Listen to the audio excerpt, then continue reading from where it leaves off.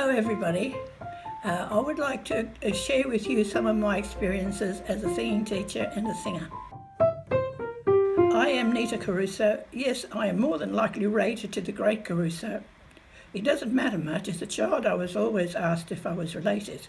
My schoolmates used to say, "Are you related to the great Caruso?" And I would hesitate and say no. They would go on and laugh, ha ha. Actually, I've been singing all of my life. I've been teaching singing for nearly 30 years. When I was 6 years old, I sang for my schoolmates in front of my class. When I was 16 years old, I went from one classroom to another, singing for the school at the request of my teachers.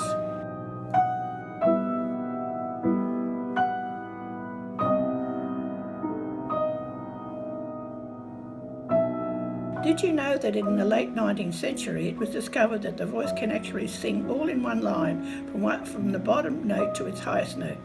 This is called a mono voice. The great Caruso actually experimented with this voice and was the first to experiment and achieve a good result from this knowledge. He could sing much more powerfully and amazed his contemporaries.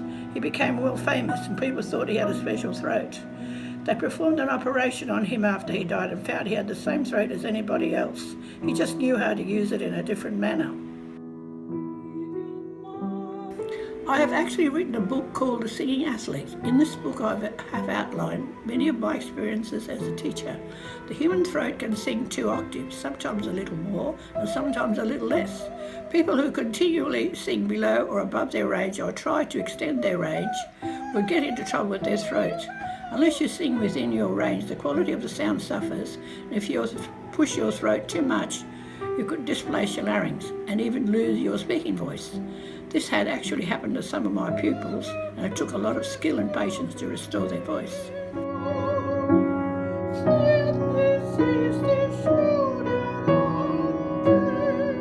It's strange that people spend no end of time painting their nails, spend hours at the hairdressers grooming their hair, buy expensive shoes and clothes, but no care is given to the poor old throat. Singing has become opening your mouth and swallowing the microphone. If you want a high note, just throw your head back and yell. This is very bad for the throat. Just like any other instrument, the voice has to be trained to sing. The body and throat and brain sing in cohesion. This takes years of careful training.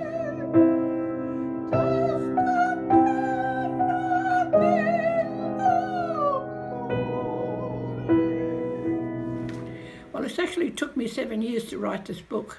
My inspiration to write this book was having a 15-year-old student with an abused throat. She was told that she had a problem throat by a singing teacher who didn't seem to know that collateers cannot sing rock and roll. She was one of my students that I cured. I wrote this book so that people learn a little about the importance of correct skill in singing. Singing is a skill invented so that the throat is not harmed and people can earn their living as a singer without harming their throat. Good singing is thrilling. It's enjoyable to the singer and the listener. It's relaxing and soul-promoting. Learn to sing correctly and not harm your throat. If your throat hurts when you sing, you are not singing correctly. Try and find a teacher who can teach you how to enjoy your singing. All right?